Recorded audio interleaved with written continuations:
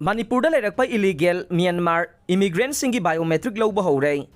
India Lengaki Ministry of Home Affairs na chaliba chahi asigi September 2023 faubogi manungda Manipur Leirakpa illegal Myanmar immigrant Singi biometric sing launanaba pirakpa pauktak matungin na ngarangdagi illegal Myanmar immigrant Singi biometric sing khomjin bagi thabak Houre haina Manipur Lengaki Joint Secretary Home amasung Biometric Capture Campaign gi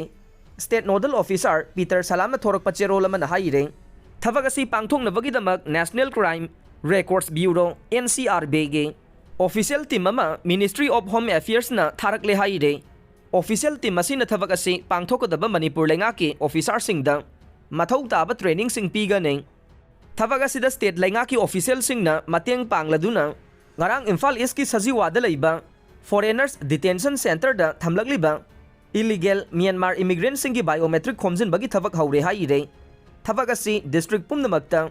Manipur Leirakpa illegal Myanmar immigrant pumnamaki biometric data sing mai pangna khomjindriba phauba makhata na sathagigani amasung ministry na pirakpa pautaki matungin na chahi asigi September phaubugi manungda mai pangna loisinaba pandam thamli haire hiram asigi matangda ngahansu Joint Secretary Home gi maikaidagi Manipur da district pumnamaki SP sing da makoi gi district sing da Leirakpa illegal Myanmar immigrant sing gi biometric lawbugi thabak haunana bakhangan khibane